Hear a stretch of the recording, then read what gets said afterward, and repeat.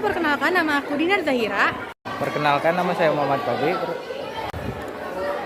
Halo, perkenalkan nama saya Yani Mesaro. Halo, perkenalkan nama saya Rahma Ajeng Kartika.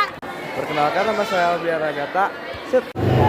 Prostitusi atau pelacuran ini merupakan kejahatan terhadap kesusilaan atau nilai moral dan hukum.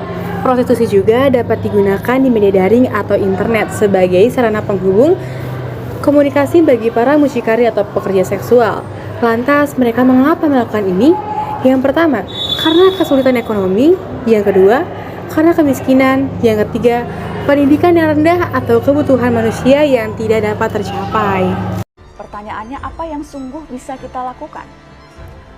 Salah satu metode itu bernama 5D, 5D, 5 cara melindungi seseorang yang mengalami pelecehan.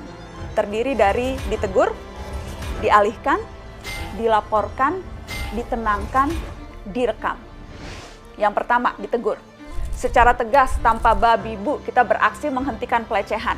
Misalnya dengan menegur pelaku seketika. Ini metode paling jitu, tapi juga paling beresiko. Perlu keberanian lebih dan harus dipastikan situasi kita aman, karena bisa saja si pelaku berbalik menyasar kita. Begitu pula dengan korban. Pastikan posisinya tidak malah jadi lebih rentan ketika kita mengintervensi aksi pelaku. Pikirkan apakah situasinya tak berpotensi memburuk. Apakah memang korban sedang berharap seseorang membelanya. Yang kedua, dialihkan. Caranya dengan mengalihkan perhatian si korban maupun pelaku sehingga pelecehan yang sedang terjadi bisa terhenti. Intinya ciptakan gangguan untuk aksi pelecehan itu. Caranya bermacam-macam, misalnya tiba-tiba mengajak ngobrol pelaku atau korban. Maaf, sekarang jam berapa ya? Atau bertanya alamat. Sok kenal, amat diizinkan dalam situasi seperti ini. Yang ketiga, dilaporkan. Bila kita punya pertimbangan untuk khawatir melakukan pencegahan sendirian, kita bisa mencari bantuan ke orang lain. Pertolongan bisa dicari dari petugas keamanan atau siapapun orang terdekat yang sanggup diajak bekerja sama melakukan intervensi.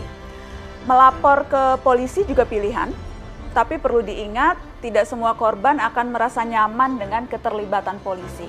Jadi andalkan penilaian terbijak kita. Yang keempat, ditenangkan. Untuk aksi pelecehan yang berlangsung sekejap atau memang sudah kadung terjadi, kita bisa memberikan dukungan dengan menanyakan kondisinya setelah kejadian. Ajak dia duduk, tenangkan dirinya, lalu tawarkan bantuan apa yang sekiranya bisa diberikan. Tapi jangan memperparah keadaan dengan menanyakan atau mengorek-ngorek hal tidak perlu. Terakhir, direkam. Kita bisa mendokumentasikan aksi pelecehan itu sehingga korban terbekali bukti bila ia ingin melaporkannya. Rekaman kita perlu fokus ke aksi pelaku serta sebisa mungkin merekam pula petunjuk lokasi seperti marka jalan atau bangunan populer dan menyebutkan tanggal dan waktu, wajib dicatat. Jangan malah langsung menyebarkan rekamannya atau mengunggahnya ke media sosial. Biarkan korban yang menentukan apa yang ingin ia lakukan dengan rekaman itu. Kalian juga bisa mempelajari dan mencoba simulasi virtual metode 5D ini dengan mengunjungi situs standup-indonesia.com. Saya sudah mencobanya. Informasi di dalamnya disampaikan secara memudahkan dan bersifat interaktif.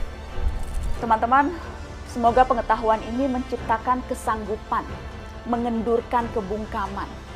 Tidak pernah ada istilah orang asing ketika yang dibutuhkan adalah sikap saling jaga, saling bela, karena kita semua berharga. Wassalamualaikum warahmatullahi wabarakatuh.